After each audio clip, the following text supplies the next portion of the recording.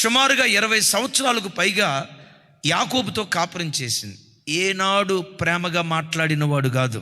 నేనంట ప్రపంచంలో ఏ స్త్రీ అయినా ఎవరి ద్వేషాన్నైనా తట్టుకోగలుగుతుందేమో, కానీ కట్టుకున్న భర్త ద్వేషాన్ని ఏ భార్య తట్టుకోలేదు. ఆ ఇంట్లో అడుగుపెట్టినప్పుడు అత్తమామలు ద్వేషించారు, ఈజీగా దాన్ని భరిస్తుంది సార్. ఎందుకో తెలుసా? వీరేమైనా జీవితాంతం నాతో కలిసి ఉండేవాళ్ళ? నా భర్త నాకు పర్మనెంట్. ఆడపడుచుల పోరు ఒక భార్య తట్టుకోగలదు, అత్తామామల పోరు తట్టుకోగలదు, వదినా మరుదుల పోరు ఎవరి పోరైనా తట్టుకోగలదు, ఎవరి ద్వేషాన్నైనా తట్టుకోగలదు, కానీ ఏ భార్య భర్త ద్వేషాన్ని తట్టుకోలేదు. కానీ లేయమ్మ గొప్పతనం ఏంటో తెలుసా? భర్తను విడిచిపెట్టి విడాకులు తీసుకోవాలని కోరుకోలేదు. అంతకు మించి సంగతి చెప్పమంటారా?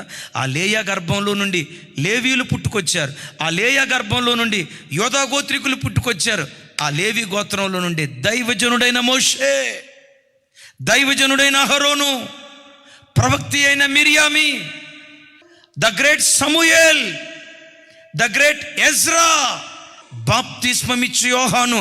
అదే లేయా గర్భంలో నుండి యోధా పుట్టుకొచ్చాడు.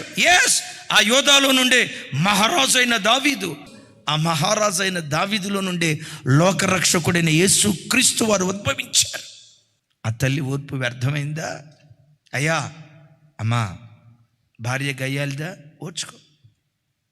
నీ ఇంటిలో నుంచి ప్రవక్తలను దేవుడు పుట్టిస్తాడు, రాజులను దేవుడు పుట్టిస్తాడు, ప్రపంచాన్ని తలకిందులు చేసే వ్యక్తులను దేవుడు పుట్టిస్తాడు.